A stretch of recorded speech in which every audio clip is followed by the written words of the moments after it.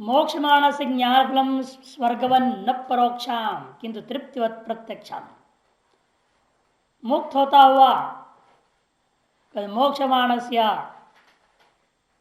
मोक्ष्यमाणस्य ऐसा भी पाठांतर है। 8 नंबर टिप्पणकार करे ज्ञान का फल स्वर्ग के समान मरने के अनंतर होने वाला परोक्ष मत न समझे, किंतु तृप्ति के समान वह प्रत्यक्ष ही हुआ करता है।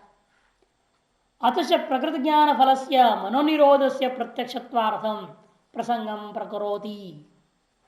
इसलिए परोक्ष फलत्व अभाव होने के कारण से ही प्रकृत ज्ञान फल से, प्रकृत ज्ञान क्या है? आत्मा सत्यम मिथ्याकारक जो ज्ञान है, उस प्रकृत ज्ञान का फल मनोनिरोध से, जो कि क्या है वो मनो का मन का निरोध रूपा। क्योंकि शंका ये हो रहा था कि वे मन का निरोध अनित्य है, पहले अनिरुद्धता, अब उसको निरुद्ध कर दिया आपने तो अनित्य हो गया ना। अतएव ब्रह्म ज्ञान भी अनित्य हो जाएगा, उसका फल भी अनित्य हो जाएगा। ऐसी आशंका करके नहीं, जीवन मुक्ति और विदेह मुक्ति भेद से ज्ञान फल से द्वैविध्यम, जीवन मुक्ति और विदेह मुक्ति का भेद से ज्ञान का फल भी दो है।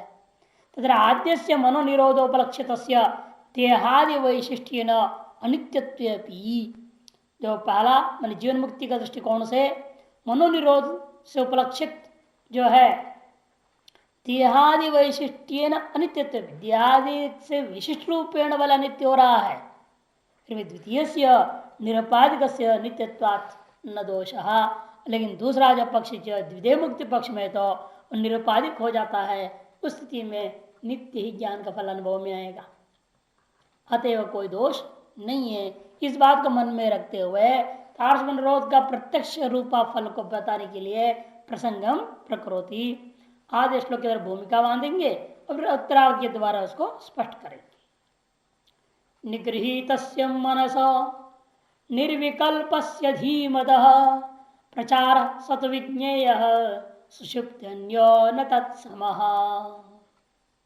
निरुद्ध, निगृहीत मन निरुद्ध हो गया, रोक दिया गया मन का निगृहित अवस्था, निर्विकल्प से और मन का उस स्थिति में सर्वकल्पना रहित अवस्था है वो, तो विवेक से युक्त विधीमतः मनस, विवेक युक्त मन का जो प्रचार, जो व्यापार है, जो व्यवहार है, जो स्थिति है, सत्विज्ञेय, वह विशेष रूप से योगियों के द्वारा ही जानने योग्य होता है। हर व्यक्ति इस निरुद्ध अवस्था को समझ ही नहीं सकता, अनुभव तो करना दूर की बात। क्या ऐसा भी संभव है कि मन निरुद्ध हो और हम निद्रा दोष से ग्रस्त न हो, अविद्या से ग्रस्त न हो? ऐसा भी हो सकता है क्या? क्योंकि लोगों को यही पता मन निरुद्ध कब रहता है, मूर्छित अवस्था में या निद्रा अवस्था में या दारू पी के पड़ा अवस्था में मन निरुद्ध जैसा है। लेकिन ऐसा भी स्थिति है, यह सुनने का तो आश्चर्य होगा, जो आदमी दारू आदि से उन्मत्त नहीं है, मूर्छित नहीं है, निद्राग्रस्त नहीं है, फिर भी मन निरुद्ध है। यह तो केवल योगियों के प्रत्यक्ष का विषय है, सत्विज्ञेय। और सुषुप्ति में ऐसा मत लो, सुषुप्ति काल में चित्त की वृत्ति अन्य प्रकार की रहती है, सुषुप्ति अन्यो। समाधि में जैसा चित्त की अवस्था है, मन की अवस्था है, उसकी अपेक्षा सुषुप्ति में भिन्न ही होता है। इसलिए कहते हैं न तत् समः, निरुद्ध अवस्था के समान वहां सुषुप्त अवस्था में मन नहीं होता, कि मन सुषुप्ति अवस्था में अविद्या से युक्त है और वहां मन अविद्या रहित है समाधि में। अर्थात एक तरह से निद्रा अवस्था में मन सबीजता को प्राप्त है, उसे सारी वासनाएं अंदर ही बैठी हुई हैं, है ना, तो सबीजता है, और समाधि में निर्बीजता है, ये अंतर है। इसलिए न तत्समः का दिया, उस पर 1 नंबर टिप्पणी इसलिए न तत्समः पे न सुषुप्ते अन्यत्युक्त्वा न तत्समय पौनरुक्ति। जो सुषुप्ति में अलग है, निरुद्ध अलग है, जब कही दिए आप, फिर दोबारा क्यों कह रहे हो न तत्समः? पुनरुक्ति दोष हो जाएगा। चन्ना ऐसे नहीं कहना। अन्यत्व समत्व और एक रूपत्व भावा, क्योंकि अन्यत्व और समत्व दोनों का एक समान रूपता नहीं है, वे दोनों पर्यायवाची नहीं है। तथा ही पुरुष द्वितीय निरुद्ध मनोद्वय प्रचार से अस्ति अन्यतम न परम समत्वम तथा अन्य इत्युक्ते महाभूत साम्य शंका सुषुप्तम प्रचारे इति असमत्वोक्ति। तथा ही पुरुष द्वितीय निरुद्ध मनोद्वय प्रचार से पुरुष के द्वारा द्वितीय निरुद्ध मन की दो प्रकार की प्रचार अवस्थाओं में अन्यत्व जो कहने पर वह समत्व के समान नहीं हो सकता, कि जो अन्य कहने के बाद वह मन में आ सकता है, भले भिन्न है किंतु सम तो नहीं है। जैसे पुरुषत्व दो आदमी हैं, ये दोनों भिन्न तो है लेकिन दोनों समान भी है, वयो से समान है, धन से समान है, सबसे समान हो सकते कि नहीं हो सकते, तो भिन्न आदमी होते हुए भी यह आदमी उस आदमी से अलग है किंतु समान भी है। ऐसा व्यवहार लोग में होता है, भिन्न होता हुआ भी समत्व, लेकिन ऐसा यहां में नहीं करना है, भिन्न होता हुआ समत्व भी नहीं है दिखाना है, दोनों भिन्न है और सम भी नहीं है, यह हमें दिखाना है कि लोक व्यवहार में अनेकों भिन्न भिन्नों को भी समत्व व्यवहार, जैसे अन्य घट है, एक घट दूसरे घट से भिन्न है, इन दोनों ही घटत्व ना समान है, समत्व है। उस प्रकार से यहाँ नहीं है। निरुद्ध मन और जो है प्रचार जो सुषुप्ति का निद्रा मन, दोनों मन भिन्न है और सम भी नहीं है, इसलिए पुनरुक्ति दोष नहीं ये सिद्ध समझाए। भाष्य आत्मसत्यानुबोधेन संकल्पम अकुर्वद बाह्य विषया भावे निरिंदनाग्निवत प्रशांतम निगृहीत निरुद्धम मनो भवति इत्युक्तम। पूर्व में यह बात स्पष्ट रूपेण पूर्व कारिका में इसमें कहा दिया, आत्मैव सत्य, ऐसा गुरु और शास्त्र से जान करके जब साक्षात्कार कर लेता है तो मन संकल्पनीय वस्तु, संकल्प्य पदार्थ का अभाव होने पर संकल्प को न करते हुए, क्यों, बाह्य विषय अभाव है, बाह्य विषय का न होने पर संकल्प को न करते हुए प्रशांतम निरिंदनाग्निवा, दृष्टांत क्या है, ईंधन रहित अग्नि के समान प्रशांत और निगृहित है, मैंने निरुद्ध है, निगृहित से निरुद्धम मनोभवती, मन निरुद्ध होता है, यह बात कह दिया गया था। एवंच इतना ही नहीं, और द्वैत का मनस्पंदित मातृत्व सिद्ध जब हो गया, संपूर्ण द्वैत केवल मन की स्पंद है, संकल्प मात्र ही है, ये जो स्वीकार कर लिया आपने, मनसो यमनी भावे द्वैता भाव सुक्ता, और इसलिए मन का अमनी भाव अवस्था में अर्थात मन का संकल्प रहित अवस्था में द्वैता भाव भी हमने कह दिया है। तस्य एवं ऐसा हुआ यह जो मन जिस प्रकार का है, यह कैसा है, निगृहीत निरुद्धस्य मनसो, निरुद्ध मन, निर्विकल्प से मैंने सर्व कल्पना वर्जित, सकल कल्पनाओं से रहित, निखिल वृत्ति रहित, द्वैत विषय विशिष्ट सकल प्रकार की वृत्तियों से रहित है।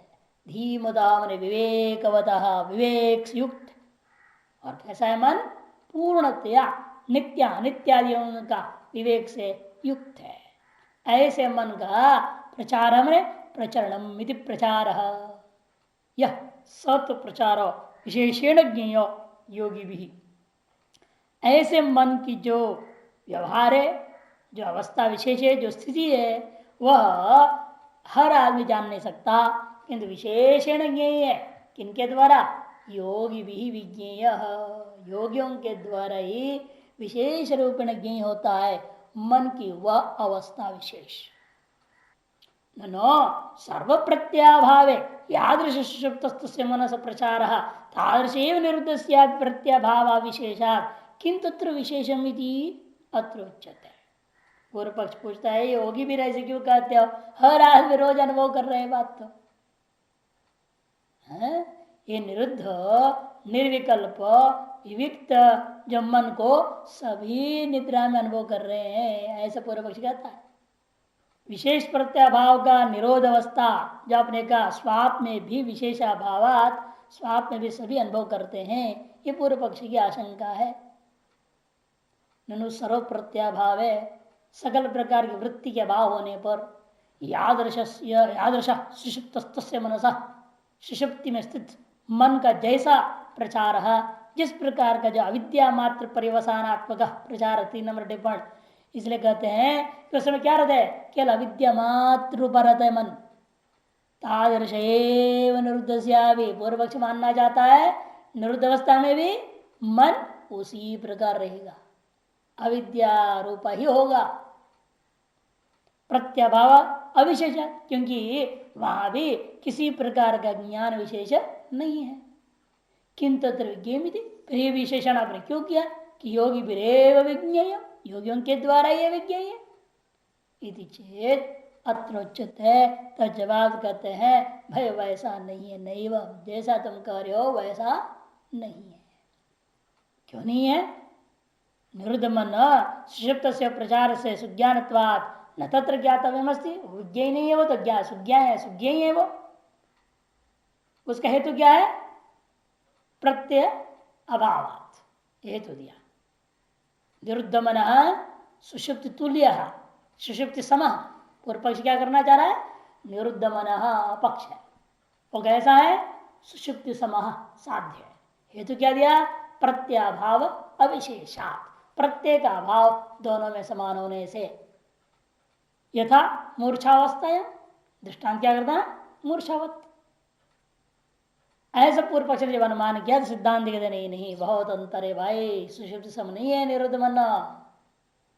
यस्मात् सुषुप्ते अन्य प्रचार हो, कि सुषुप्ति में अन्य प्रकार का स्थिति होता है मन का। कैसी स्थिति होती है मन का? कहते अविद्या मोह तमोग्रस्त, देखो कि उस समय अविद्या मोह तमोग्रस्त, विद्या का अभाव व्यावृत्ति के लिए कह दिया। विद्या का अभाव है, ब्रह्म विद्या नहीं है, हम ब्रह्मास्मि नहीं है। विद्या के अभाव से होने से अविद्या का कार्यभूत वहां क्या रहेगा? मोह रहेगा। अविद्या से भिन्न अर्थात अविद्या का कार्यभूता मोह, अविद्या मोह का विशेषण दिया गया। और चित्त ब्रह्म में अतिव्याप्ति वारण करने के लिए तमो विशेषण, चित्त ब्रह्म में अतिव्याप्ति वारण करने के लिए तमह यह शब्द विशेषण दिया। विद्या में अतिव्याप्ति वारण करने के लिए मोह विशेषण दे दिया। मोह विशेषणम और तमो विशेषण दोनों विशेषणों का फल बता रहे। अविद्यात्मक मोहाभिन्नम तमो मनसो विशेषणम, ऐसा अविद्यात्मक मोह से अभिन्न जो तम है, इतना विशेषण देना पड़ा। सीधा कह सकते तमोग्रस्त, इतने कह तमोग्रस्त, तम से ग्रस्त है मन। तो अगर नहीं, मोहरूपी तम से ग्रस्त है। मोहरूपी तम से ग्रस्त क्यों कहते हो? भ्रांति में निवारण करने के लिए, चित्त भ्रम में निवारण करने के लिए। अच्छा ठीक है, उतना ही रखो, मोहरूपी तमोग्रस्त बनना। कहते अविद्या विशेषण क्यों दिया आपने? तो विद्या में अतिव्याप्ति में विद्या का अभाव का व्यावर्तन करने के लिए या अविद्या करके कहना पड़ा। जो ना विद्या के अभाव से मोह है, कहते नहीं, अविद्या भी भाव पदार्थ है, अविद्यारूपी भावात्मक मोह है, वह मोह ही तम है। तारस्तम से ग्रस्त है यह मन। इसे अविद्या से अभिन्न है मोह, और मोह से अभिन्न है तम, तारस्तम से ग्रस्त है मन। अतएव अंतर्लीन अनेक अनर्थ प्रवृत्ति बीज वासनावतो मनसा, क्योंकि वह मन उस अवस्था में कैसा है सुषुप्ति काल में? क्योंकि अंदर में छिपा हुआ अनेक अनर्थ प्रवृत्तियों का बीज रूपा वासना वाला वो मन है। अर्थात मन में वासनाएं बड़ी बड़ी है। वासनाएं कैसी हैं? अनेक प्रवृत्ति बीज रूपा वासना, अनेक प्रवृत्तियों के कारणीभूता बीज रूपा वासना है। और वो भी अनेक प्रवृत्तियां कैसे अच्छी हैं क्या? कहते नहीं, वो भी अनेक अनर्थ प्रवृत्ति है। वास्तव में अनेक अनर्थों के कारणीभूता प्रवृत्ति का कारणीभूत जो बीज, वह वासना रूपेण वहां पर विराजमान है मन में सुषुप्ति काल में। ये समस्या है। टीका में देखो, अंतर्लीना गुप्ता छिपी हुई है क्या? अनेक अनर्थ फलानाम प्रवृत्ति नाम बीजभूता वासना, अनेक अनर्थ फल देने वाले प्रवृत्तियों का कारणीभूता बीजभूता जो वासना, यस्मिन् मनसि तस्य इति सुषुप्त से विशेषण, ऐसा मन से विशिष्ट सुषुप्ति होती है। आत्मसत्यानुबोध हुताश विप्लुष्ट अविद्यादि अनर्थ प्रवृत्ति बीज से निरुद्ध। और ठीक विपरीत क्या है? निरुद्ध अवस्था वाला मन कैसा है? वो अलग है, क्योंकि वहां आत्मसत्यानुबोध से हुताश मैंने आत्मसत्यानुबोध रूपा अग्नि, हुताश कहते खुद को खाने वाला, जो जो डाला जाए श्वास खा जाने वाला अग्नि, उससे विप्लुष्ट, उसे जल गया, राख हो गया है। ज्ञानाग्नि दग्ध सर्वकर्माणि, इसे क्या जल गया? अविद्यादि अनर्थ प्रवृत्ति बीज, अविद्यादि अनर्थ प्रवृत्ति बीज जल गया है, निर्बीज हो गया। ऐसा है निरुद्ध मन। है ना फर्क? सुषुप्ति का मन कैसा है? सबीज है, और निरुद्ध का मन निर्बीज हो गया है। ज्ञान के द्वारा, ज्ञान रूपी अग्नि के द्वारा जला के राख कर दिया गया है समस्त बीज रूपी वासना है। ऐसा है मन, जिस अवस्था में उसको निरुद्ध मन कहते हैं। देखो नीचे दिया अंग्री, आत्मना सत्य से अनुभोधो यो व्याख्यात, आत्मा ही सत्य, ऐसा जो गुरु शास्त्रोपदेश से जो साक्षात्कार हो गया, जो व्याख्यान की गई थी, सयो हुताशो अग्नि, वही क्या है? हुताश माने अग्नि। तेन विप्लुष्टानि अविद्यादीनि अनेक अनर्थ पर्यंत प्रवृत्ति नाम बीजानि, विप्लुष्ट मैंने नष्ट हो चुके हैं, जल चुके हैं, राख हो चुका है। क्या?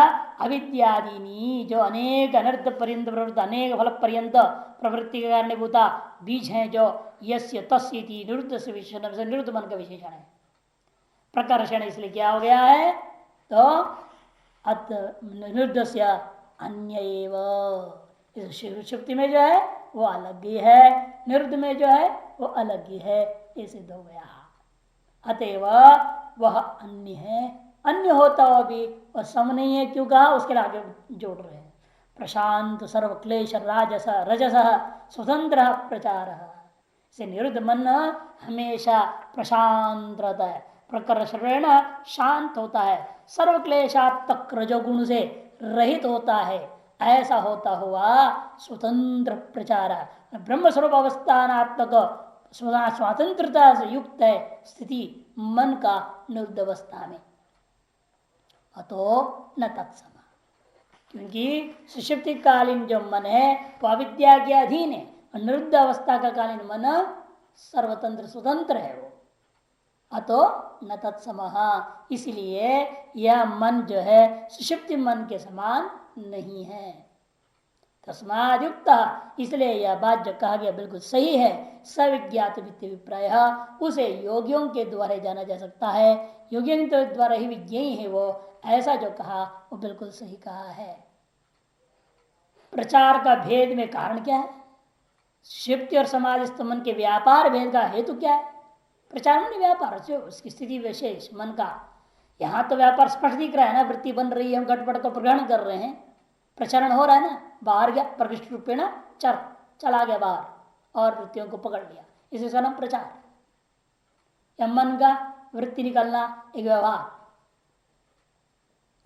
और सुषुप्ति में भी वृत्ति है लेकिन वो ब्रह्माकार हो जाती है, ये अंतर है। तो इसमें क्या कारण है इस अंतर का वो बता रहे। लीयते ही सुषुप्ते तन निगृहीतन्न लीयते तदेव निर्वयं ब्रह्म ज्ञानालोकम समन्ततः। मन का सुषुप्त और समाहित में जो व्यवहार वेद में कारण है वही यही है कि मन सुषुप्त अवस्था में अविद्या में लीन है और निरुद्ध अवस्था में लीन नहीं है। लीयते ही सुषुप्त, सुषुप्त अवस्था में मन अपने कारणभूत अविद्या में लीन हो जाता है। तन निगृहित न लियते, किंतु निरुद्ध मन उसमें लीन नहीं होता, विद्या में लीन नहीं रहता, किंतु ब्रह्माकार को प्राप्त कर जाते, सारी वृत्तियां ब्रह्माकार को प्राप्त हो। ब्रह्माकार को प्राप्त, ब्रह्म का कोई आकार तो नहीं कि ब्रह्माकार, तो व्यवहार में कह दिया जाता है जैसे घटाकार वृत्ति होगी वैसे ब्रह्माकार वृत्ति होगी, नहीं ब्रह्म का क्या आकार है क्या कोई कि उस आकार को प्राप्त हो जाए वृत्ति? कोई आकार तो है नहीं। ब्रह्माकार वृत्ति होने तो प्रकाश स्वरूप स्थित हो जाना, तदेव निर्मयम ब्रह्म। उस समय तो सभी ओर से यह मन व निर्मय ब्रह्म को प्राप्त है, ज्ञान को प्राप्त है, प्रकाश स्वरूप का तो प्राप्त है, भय शून्य केवल ब्रह्म ही रहता है उस समय। तदेव ब्रह्मैव इत्यर्थ। तो ब्रह्मैव स्यात् यद ब्रह्म स्वरूप तद विशेषण निर्वयमिति, वह ब्रह्म स्वरूप ही रह जाता है। कैसे ब्रह्म स्वरूप है वो? क्यों ब्रह्म स्वरूप भय से शून्य, ज्ञानात्मक है, प्रकाशात्मक है, चारों ओर पूर्ण रूप ऐसा ही अनुभव में आता है समन्ततः। लिए थे सुषुप्तो ही यस्मात् सर्वाभि अविद्यादि प्रत्य बीज वासना भी सह तमोरूपम अविशेष रूपम बीज भावम आपद्यते तद विवेक विज्ञान पूर्वकम निरुद्धम चेत निगृहीतम सत न लियते। सुषुप्ति में क्या हो रहा है? ही मन यस्मात्, जिसलिए सुषुप्ति में सर्वाभि अविद्यादि प्रत्य बीज वासना भी, समस्त अविद्यादि जो अनेक प्रकार वृत्ति ज्ञान होते हैं उनके बीज रूपा वासनाओं के सहित सह तमोरूपम अविशेष रूपम बीज भावम आपते। अविशेष में अज्ञान से भेदेन अप्रतीयमान स्वरूपम, अज्ञान से भिन्नत्वेन कार्यत्वेन अप्रतीत नहीं होता, मैंने अज्ञान रूपी अविद्या रूपी कारण रूपेण ही अवस्थित रह जाता है। अविशेष रूपता यही मतलब है। अब उसको क्या हम कहते हैं? बीज भाव में स्थित होना, उस भाव को प्राप्त हो गया। उस बीज भाव को प्राप्त होने को हम कहते हैं मन का लय होना। मनोलय अलग है, मनोनाश अलग चीज है। निरुद्ध में क्या हो गया? एक तरह से मन नाश हो गया। क्यों? सर्वम जगत मिथ्या हो गया, संकल्प पदार्थ नहीं रहा, अतएव संकल्प नहीं रहा, अतएव संकल्प रूपा मन भी खत्म हो गया। उसको निरुद्ध अवस्था में कहा जाता है। तत् ऐसा उस मन को जो बीज भाव को प्राप्त होता है, जैसे ठीक से विपरीत हम क्या करते हैं? तद विवेक विज्ञान पूर्वक, विवेक विज्ञान पूर्वक मैंने विवेक आत्म मनोभेद, आत्मा और मन के भेद का, आत्मा और मन के भेद का जो ज्ञान है उसका निश्चय हो गया। मैंने आत्मा सत्य है, मन और उसके समस्त सारा संसार मिथ्या है। ऐसा विवेक विज्ञान पूर्वक हो जाए, वे हो जाता जब, तब निरुद्धम निगृहीतम सत, निगृहित हुआ मन न लियते, तमो बीज भावम नापद्यते, अज्ञानात्मक जो बीज भाव है, अविद्यारूपी जो बीज भाव है, उसको वह प्राप्त नहीं करता। ही यस्मात् न ही थी, यस्मात् जिसलिए ऐसा, तस्मात् इसलिए, युक्त प्रचार वेद सुषुप्त से समाहित मनसा, इसलिए सुषुप्त मन और समाहित मन में भेद व्यवहार कृत व्यवहार में जो भेद है वह उचित ही है। क्योंकि सुषुप्ति में जाड्यता आ गई, जड़ भाव में स्थित है। ऐसा पड़ा रहा जो होश ही नहीं, कपड़े का किसी चीज का कुछ पता नहीं रहता है। नरजाय निकल गया, ठंड लगने लगे तब हो जाता है ना, नहीं तो कहाँ लगता है। इसलिए कहते हैं कि वो तो बिल्कुल जाड्य अवस्था है सुषुप्ति में, और यहाँ चेतन अवस्था है समाधि में, बिल्कुल अलग है। यदा ग्राह्य ग्राहक अविद्याकृत मलद्वय वर्जितम, अविद्याकृत मलद्वय वर्जितम, क्योंकि जब ग्राह्य ग्राहक रूपा अविद्याकृत जो मलद्वय है, जागृत अवस्था में, स्वप्न में, ये दोनों में बाह्य प्रकट है, और सुषुप्ति में बीज रूप में बैठा हुआ है। लेकिन वहां भी ग्राह्य ग्राहक भाव बैठा हुआ है, बीज रूप में छिपा पड़ा हुआ है। इसे तीनों ही अवस्थाओं में ग्राह्य ग्राहक रूपा अविद्याकृत जो मलद्वय रहता है, निरुद्ध अवस्था में मलद्वय वर्जितम, यदा तदा परम अद्वयम ब्रह्मैव, तब क्या होगा? जो अद्वैत है, जो परम है, सर्वनिरतिशय है, ऐसा ब्रह्मैव तत् समृतम इत्यतः, उस समय वह मन ब्रह्म रूपता को प्राप्त हो गया है। इति अतः तदेव, वही रह गया, माने ब्रह्म ही रह जाता है, मन भी नहीं रह गया। वास्तव मन भी ब्रह्म रूप हो गया, मतलब क्या? वास्तव मन अपने पृथकत्व खत्म हो गया उसका, अर्थात उसका मिथ्या कार्य निवृत्त हो गया। रहा क्या? फिर ब्रह्म ही रह गया। वह ब्रह्म कैसा है? निर्भयम। द्वैत ग्रहण से भय निमित्तत्व निमित्त से अभाव, क्योंकि यत्र द्वैतमेव भवति तत्र भयम भवति, ऐसा प्रधान के 1:4:2 में कहा हुआ है। अतएव द्वैत ग्रहण का न होने पर भय निमित्त से द्वैत ग्रहण से अभावात, भय का निमित्त भूता द्वैत ग्रहण का अभाव होने से वह निर्भय है, वह ब्रह्म भय रहित है। शांतम, जिसलिए भय रहित है इसलिए वह शांतम अभयम ब्रह्म, वह अभय ब्रह्म शांत है, द्वैत वर्जितम। इसलिए वहां का यत विद्वान न विवेति कुतश्चन, इसे तैत्र प्रसन्न का ना, विद्वान न विवेति कुतश्चन, न विवेति कदाचन, ऐसे 2 बार आया है। वह किसी से भय नहीं खाता और कभी भय नहीं खाता। तदेव विशेषते, उसी को और विशेषण से समझाया, जब तक ज्ञानम आत्म स्वभाव चैतन्यम, और विशेष समझा ब्रह्म कैसा है? ज्ञान है। वो ज्ञान का मतलब ज्ञप्ति रेव ज्ञान, वृत्ति ज्ञान नहीं लेना, इसे कहते ज्ञप्ति ज्ञानम, अनुभूति स्वरूप ही है वो। आत्म स्वभाव चैतन्य, आत्मा का स्वरूप चैतन्य, वही ज्ञान है। तदेव ज्ञानम आलोक, वही ज्ञान अलग नहीं है प्रकाश से, वही आलोक है, वही प्रकाश है। यस्य तद ब्रह्म, जिसके अंदर ऐसा है, जिसका स्वरूप ऐसा है, उसको कहते हैं ब्रह्म। ज्ञानालोकम विज्ञानिक रस घनम इत्यर्थ। कहने का मतलब एकमेव द्वितीय विज्ञान घन है और आनंद घन है। इसलिए घन कैसे बोल दिया? समन्तत शब्द के आधार पर, समन्ततः, समन्तात सर्वतो व्योमवद निरंतरेण व्यापक इत्यर्थ। चारों तरफ से, जैसे नमक का ढेला लवण घनम ऐसा होता है, जहां से लोगो वहीं से वो नमकीन है, उसी प्रकार जहां से भी देखो वहीं से ये ज्ञान ही कर सका नहीं है। आकाश के समान सर्वत्र निरंतरता है, अर्थात व्यापकता बनी हुई है। इस ब्रह्म का ऐसे समझो, ब्रह्म व्यापक है।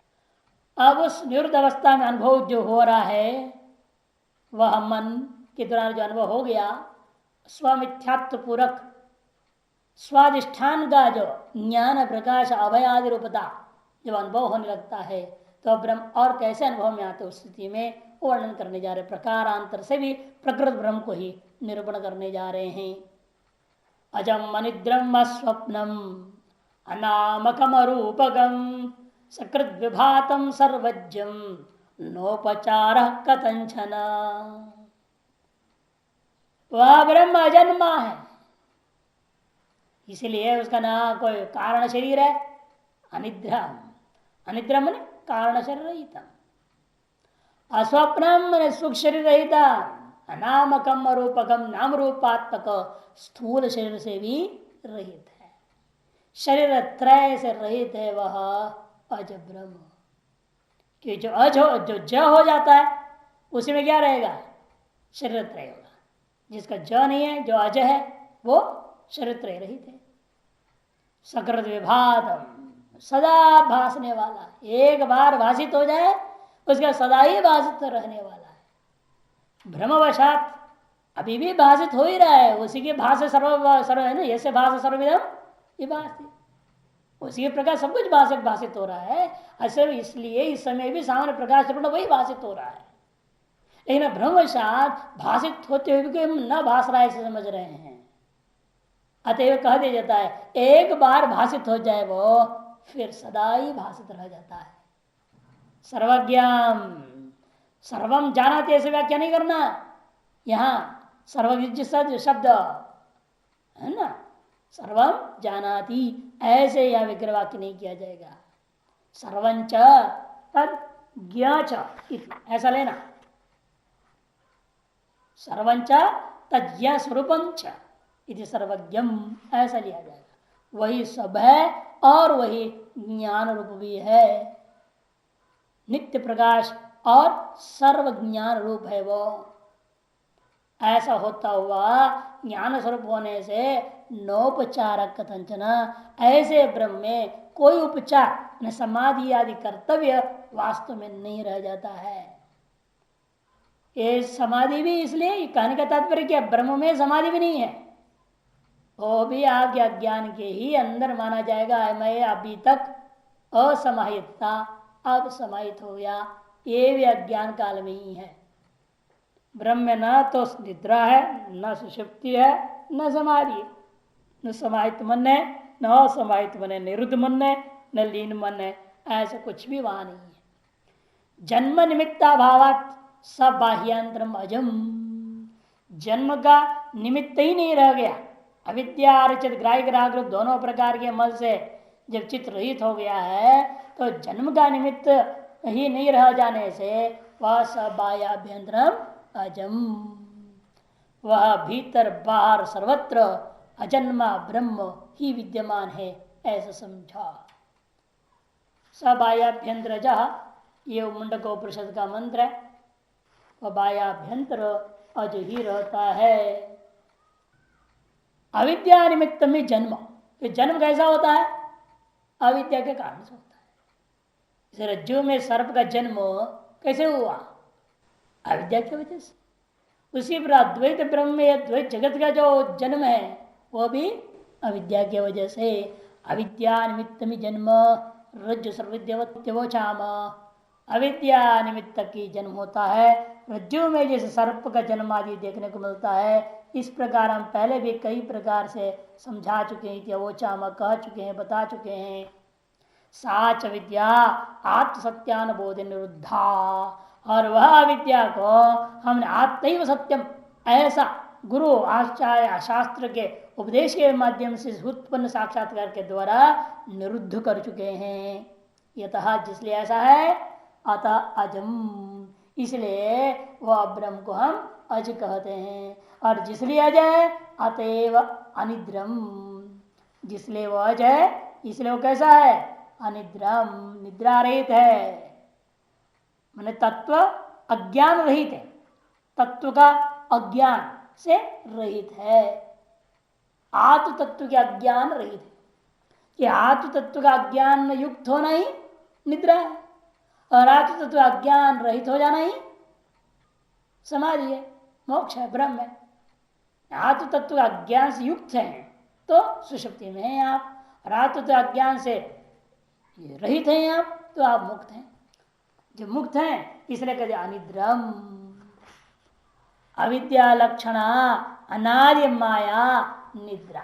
निद्रा क्या चीज है? देखो स्वयं बता दी, अविद्या रूपा जो अनार्य माया है उसको यह निद्रा सबसे कह दिया। वह निद्रा नहीं है जिस स्थिति में उस स्वरूप का नाम अनिद्रम ब्रह्म।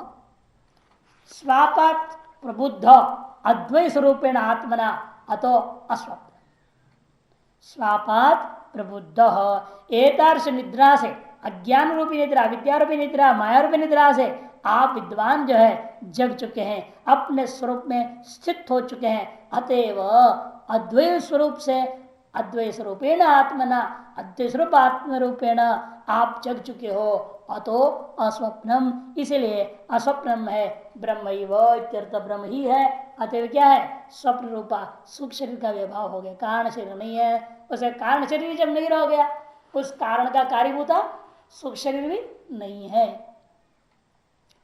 अप्रबोध कृत ऐसे नाम रूप है। और इसी प्रकार से आगे जागृत में भी नाम रूपा तो जगत जब व्यवहार कर रहे हैं, एक कैसा व्यवहार हो रहा है? अविद्या कृत ना अप्रबोध कृत। अप्रबोध में न जगना, स्वरूप में न जगने के कारण से ही नाम रूपे, अस्य नाम रूपे भवन्ति। असमय विदुषा, इस विद्वान के द्वारा अप्रबोध कृत में ही नाम रूप व्यवहार होता है। प्रबोधाचा, और यदि यह विद्वान जग गया तो ते रज्जु सर्ववद विनष्टि, नाम और रूप दोनों ही नष्ट हो जाएगा। उसी प्रकार जिस प्रकार रज्जु में देखा वह सर्प नष्ट हो गया, नाम भी खत्म। आप क्या बोलोगे? आप रज्जु बोलोगे ना, न हो शाम बोलोगे, न उसके आकार ही रह गया, न नाम रह गया, न आकार, दोनों नहीं रह गया। यदि न नामना विधीयते ब्रह्म रूप्यते वा न केनचित प्रकारेण, इसीलिए उस ब्रह्म को किसी नाम से नहीं कहा जा सकता और न किसी प्रकार से उसके आकार का ही वर्णन हो सकता है। इसीलिए वह ब्रह्म क्या हो गया? अनामकम अरूपकम च ततो, वह नाम और रूप से रहित स्वरूप हो गया। मैंने स्थूल शरीर आकार आदि से भी रहित है वो। मैंने ब्रह्म को किसी भी शब्द की शक्यार्थ के द्वारा आप कथन नहीं कर सकते। इसे तैतृपनिषद में कहा 2:4 और 2:9 में 2 बार कहा है, यतो वाचो निवर्तन्ते अप्राप्य मनसा सह इत्यादि श्रुते है। इतने श्रुतियां स्पष्ट है। किंच सकृत विवादम सदैव विभातम, और कैसा है वो सकृत विवादम, एक बार विवादम प्रकटीभूतम यतो अनादित्वात् नोत्पत्तुम पारयते पुनर् आवरणम अज्ञान विनष्टम सतिथि न पुनस्थिरो भूय विभास्यति आत्मतमिति सकृदेव विवादम उच्यते। 7 नंबर टिप्पणी करें, सकृत का अर्थ होता है हमेशा एक, और आपने सदैव कैसे कर दिया? सकृत का अर्थ क्या होता है? एक बार प्रकाशित होता है, उसका अर्थ आपने कर दिया सदैव विवाद, भाष्यकार ने कर दी। कैसे? तब वो समझा रहे, देखो एक बार विवाद, एक ही बार प्रकट होता है। क्यों ऐसे कहते हैं? क्योंकि अनादित्वात् नोत्पत्तुम पारे थे, क्योंकि अनाद्य अनंत होने से उसकी उत्पत्ति तो कोई कर नहीं सकता। पुनः आवरण अज्ञान विनष्टम सत, क्योंकि एक बार जो आवरण रूप अज्ञान नष्ट हो गया फिर दोबारा उसको आवरण कर डालेगा, ऐसा आप नहीं कर सोच सकते हैं। न पुनस्थिरो भूय विभास्यति, इसे दोबारा तिरोभित होकर दोबारा भाषित होगा, तीसरी बार जो तिरोभूत होगा फिर तीसरी बार भाषित होगा, ऐसा बारंबार वो छिप जाए, तिरोभूत हो जाए, बारंबार प्रकाशित हो, ऐसा नहीं होता। इसलिए सकृत शब्द प्रयोग कर दिया। एक बार किसी कारणवश अनादिकाल से भ्रांति से अज्ञान की वजह से छिप गया तो छिप गया, लेकिन बारंबार ऐसे ही छिपते रहेगा, बारंबार आपको वेदांत पढ़ के जगाते रहना पड़ेगा, ऐसी बात नहीं है। इसलिए कहते सदैव भाति सदा भारूपम, क्योंकि स्वयं प्रकाश रूप, सदा ही प्रकाश रूप है। क्योंकि जीव है, जो जीव है जो उपाधि में स्थित है, वह अहम रूप ग्रहण का अनुदय का नाम ही मैं ब्रह्म हूं, इस प्रकार का ज्ञान का अनुदयित्व भाव है।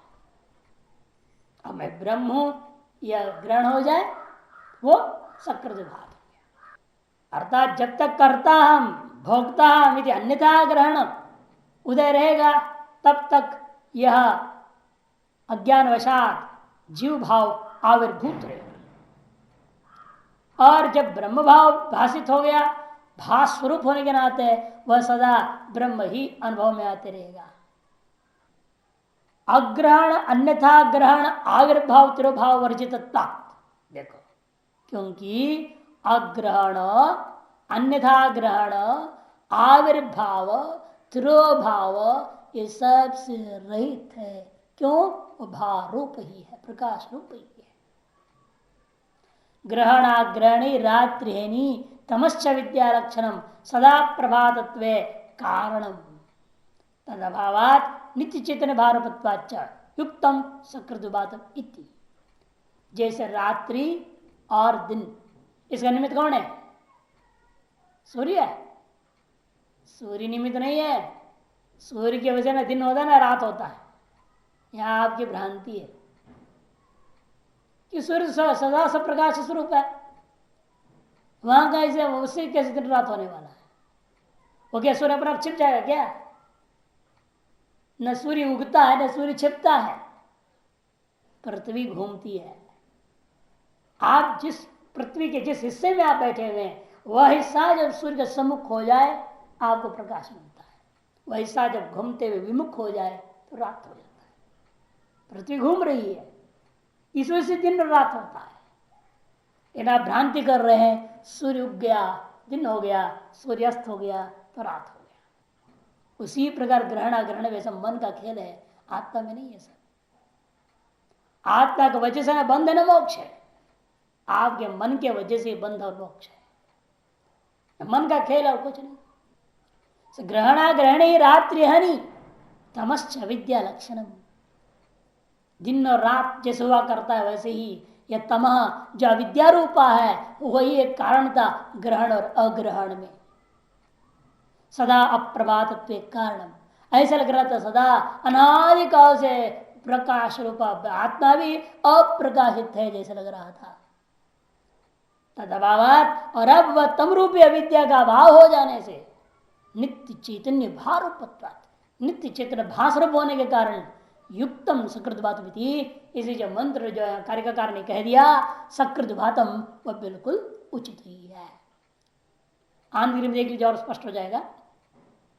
श्रुत्याचार उद्देशात पूर्व ब्रह्मणि अग्रहण, पहले आप ब्रह्म को, आप ब्रह्म हैं पहले से, अब भी हैं, पहले भी थे, अब आगे भी सदा ही हैं, लेकिन पहले श्रुति और आचार्य उपदेश से पहले मैं ब्रह्म हूं ऐसा ब्रह्म स्वरूप का आपने ग्रहण नहीं किया था। तद उपदेशाद ऊर्ध्वम तद ग्रहणम, उसके उपदेश के बाद में आपने ग्रहण कर लिया, ये ग्रहणाग्रहण हो गया। और आविर्भाव तिरोभाव क्या चीज है? आविर्भाव और तिरोभाव क्या चीज है? मैं करता हूं, मैं भोगता हूं इत्यादि अन्यथा ग्रहण का उदय होना ही जीव भाव का आविर्भाव है। और मैं करता भोगता इत्यादि सब छूट जाए, तद अभाव हो जाए और फिर भास स्वरूपता प्रकट हो जाए, ये क्या है? तिरोभाव हो गया, अविद्या का तिरोभाव, अविद्या का आविर्भाव, अविद्या का तिरोभाव। मैं ब्रह्म इसका ग्रहण हो, अग्र पहले अग्रहण था, बाद में ग्रहण हुआ, पहले अविद्या का आविर्भाव था, फिर अविद्या का तिरोभाव हो गया। जब अहम ब्रह्म यह अग्रहण हुआ था तब तक अविद्या का आविर्भाव था, और जैसे अहम ब्रह्म ग्रहण हो गया तो अविद्या का तिरोभाव हो गया। ये ग्रहण अग्रहण और आविर्भाव तिरोभाव समझना है। ये सब से रहित होने से ब्रह्म शुद्ध ब्रह्म कैसा है? साक्षात प्रकाश स्वरूप है। तदभाव ब्रह्म दृष्टिया तम संबंधा भाव, इसलिए तदभाव का मतलब क्या? ब्रह्म दृष्टिया तम संबंध का अभाव है। अतएव इसलिए वह सर्वज्ञ, सर्वज्ञ का मतलब क्या? सर्वंच तज्य स्वरूपंच इति सर्वज्ञ। देखो सर्वम जानाति थी ऐसा नहीं विग्रह वाक्य कर दिया है, प्रकरणानुसार ने विग्रह वाक्य देखो बदल गया कि नहीं? सर्वंच तज्य स्वरूपंच, वही सब कुछ था और वही ज्ञ स्वरूप हुई है। जैसे प्रश्न प्रश्न में क्या आया था, स्वप्न में क्या है? आप ही ज्ञ है ना, ज्ञाता कौन है? आप। और जो दृश्य जो बना कौन है? वो आप ही बने हैं। केवल आपका प्रकाश रूप आप जो हैं, ज्योतिर्मय जो आप पदार्थ हैं, आप ये सब विषय रूपेण, जैसे पर्दे के ऊपर कोई चित्र है क्या? जो टीवी के हैं या सिनेमा हॉल में आप चित्र देख रहे हैं, क्या वो कोई पेंटिंग हो गया? केवल प्रकाश का खेल चल रहा है, प्रकाश का नाच हो रहा है। उसी प्रकार आप प्रकाश स्वरूप का नाच चलता है स्वप्न में, ग्राह्य ग्राहक ग्रहण रूपेण त्रिपुटी रूपेण स्वयं भाषित हो सकता है। तो सब कुछ आप ही हैं और उनको जानने वाला भी आप ही। सर्वसन सर्वम पश्यति, प्रश्न प्रश्न में वही सब कुछ हो गया और सबको देखने वाला भी वही हो गया। अतः सर्वम च तज्ञ सर्वम चेति सर्वज्ञ। नय ब्रह्मणि एवं विधा उपचरणम उपचार कर्तव्य। इसे विद्वान को निर्दमन अवस्था को प्राप्त कर दिया, ब्रह्मस्वरूप अवस्था में जो कहा गया, जो विद्वान है होते हुए समाधि आदि कर्तव्य है करना है, कि उसके बाद भी करता रहना पड़ेगा क्या? एक बार हम ब्रह्मास्मूति का, हम ब्रह्मास्मि के साक्षात्कार हो जाए, अनुभूति हो जाए, उसके बाद फिर बारंबार समाधि का अभ्यास करना पड़ेगा क्या?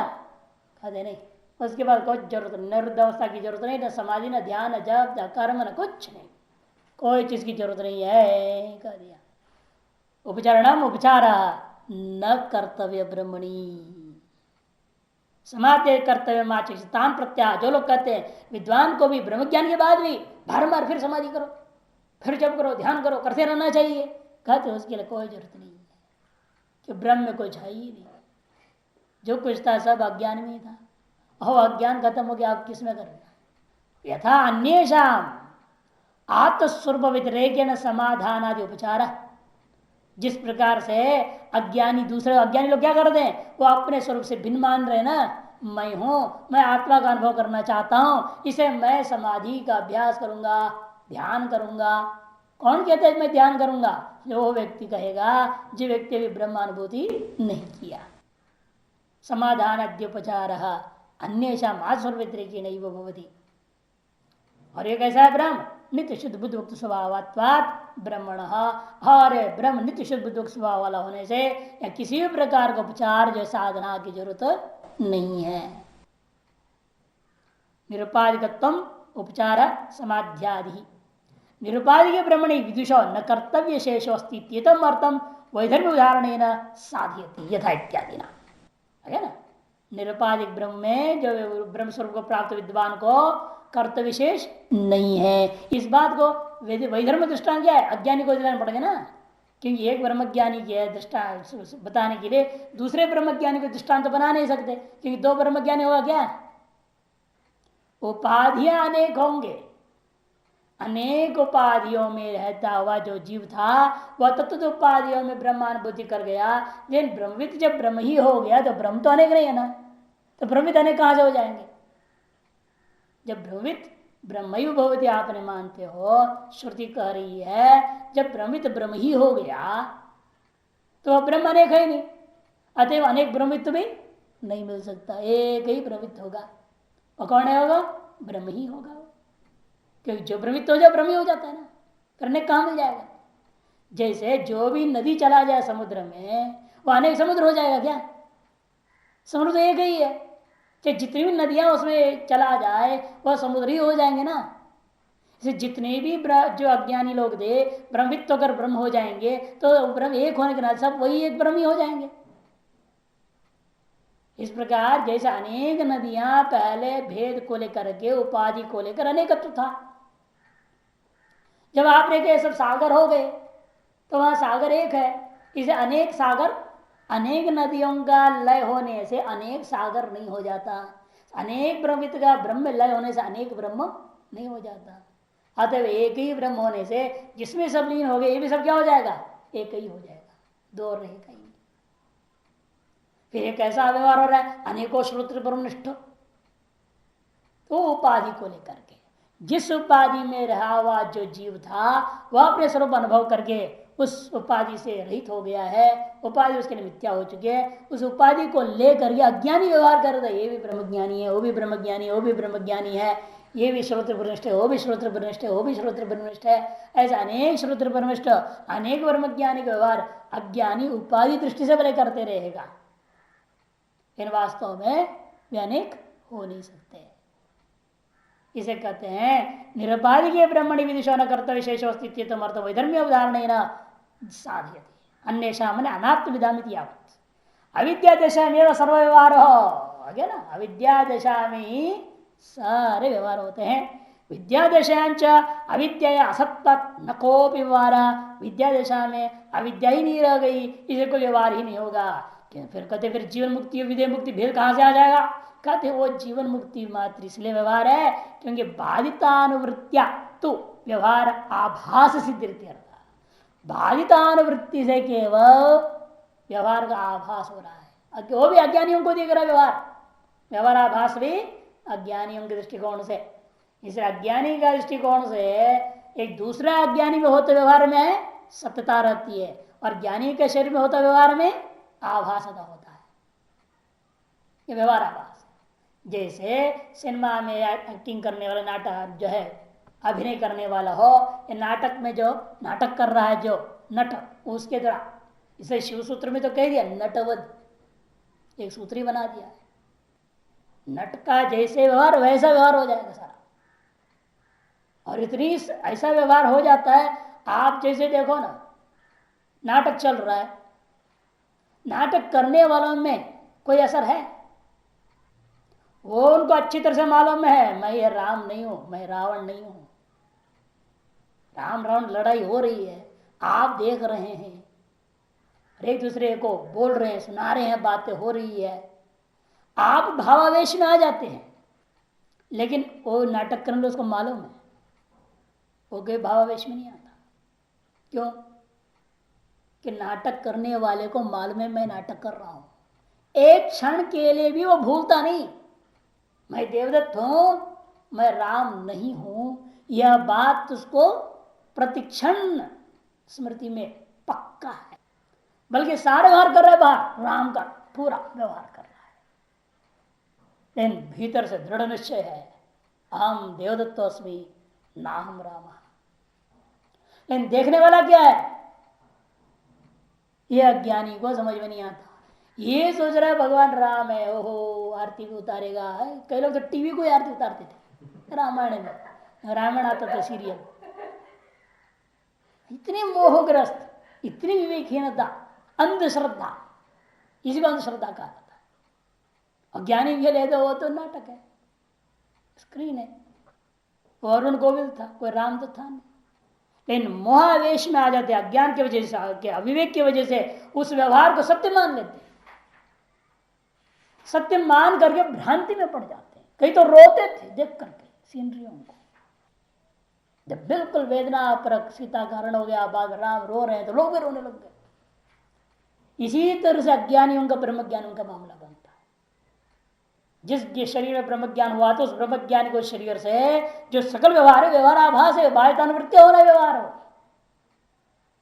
अवतार व्यवहार आभास में सत्यता का भ्रांति लोग कर लेते हैं और सोचते ये ब्रह्म ज्ञानी नहीं है, ये भी अज्ञानी, हमारे जैसे व्यवहार कर रहा है, ये भी अज्ञानी है, सोचते हैं, पहचान नहीं पाते कि बाह्यतानुवृत्तिया तो व्यवहार आभास सिद्धि। इसलिए व्यवहार आभास की जो सिद्धि है, बाह्यतानुवृत्ति होती है जीवन मुक्त अवस्था में। इसे कई लोग तो कहते जीवन मुक्त होते ही नहीं, मान लिया, खत्म ही कर दो, कुछ नहीं, सीधा मुक्ति हो गई। विधेय मुक्त जीवन मुक्त दो है ही नहीं मानते। ब्रह्मित तो है, ब्रह्म ज्ञान हुआ उसे ब्रह्म हो ही गया, और फिर बीच अवस्था में कहां से आ गई? तो ब्रह्म होना बाकी रह गया क्या? मरने के बाद ब्रह्म होगा क्या? अरे वो शिक्षण हो गया, ज्ञान होते ही, साक्षात्कार होते ही, बाद में होने का प्रश्न ही नहीं है। ये केवल अज्ञानियों को समझाने के लिए जीवन मुक्त, नहीं तो कहेंगे फिर तो हमें को जो भी गुरु आचार्य मिल रहे सब अज्ञानी होंगे, थोड़ा कम अज्ञान है, कोई ज्यादा अज्ञान वाला होगा, फर्क तो यही है। इसलिए जीवन मुक्त और विधेय मुक्त व्यवस्था आचार्य आदि के दृष्टिकोण से कर दिया गया।